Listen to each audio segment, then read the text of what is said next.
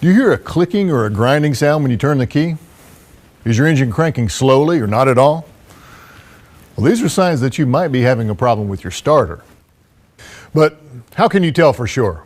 The truth is, there are a number of possible causes, so it's important to check under the hood to make sure that the starter is really the issue.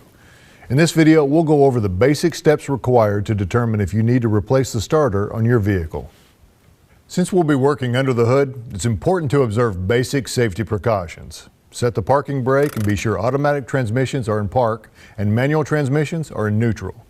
To avoid burns, allow your vehicle to cool before doing any type of repair. Don't wear loose clothing or jewelry that could get caught in moving parts or might bridge electrical connections.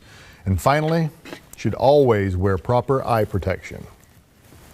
Before we start checking under the hood, let's take a closer look at some of the common symptoms you might be experiencing. You could be hearing a clicking noise when you turn the key. This indicates that the starter is not getting enough electrical current to operate properly. That could mean a bad cable connection, a bad battery, or a bad starter.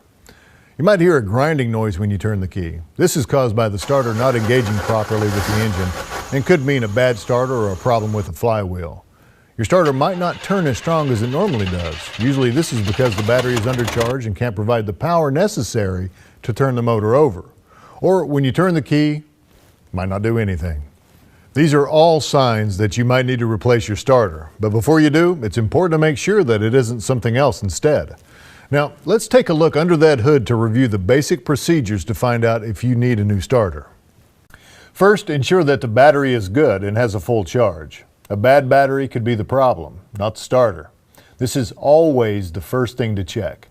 If your battery isn't fully charged, put it on a charger or take it to your local AutoZone store for free charging and testing. If your battery isn't fully charged, it could also be that your alternator is bad. If the alternator can't maintain the battery's charge, the starter won't get enough power to turn over the motor. To learn more about checking the alternator, see our video, When to Replace Your Alternator. Next, let's do a visual inspection. We'll start by checking all of the fuses and fusible links. A blown fuse interrupts the flow of electricity and could be causing a charging system problem. Locate the fuse box and make sure there are no blown fuses. Most vehicles use fuses that look like this. You can see if it's blown by looking for a gap or a break in the wire filament. Some vehicles have fuses embedded in wires. These are called fusible links. If you have one of these, you should test it with a voltmeter to make sure it's good. Since resistance could be preventing the regular flow of electricity through your charging system, it's important to check if that could be the problem. Second, check the battery cables. If you see corrosion, then remove the battery cables from the battery, clean them well, and reconnect them. Always disconnect the negative terminal first, and when reconnecting, always reconnect the negative last. If the cables are worn, frayed, or damaged, they should be replaced. Finally, check the connectors to the starter. If they're loose, make sure you tighten them so they're snug and secure. And again, if the cables are damaged, they should be replaced. If everything checks out okay, then there's a good chance that you need to replace your starter. To verify that your starter has gone bad, take it to your local AutoZone store where we can perform a quick test for free.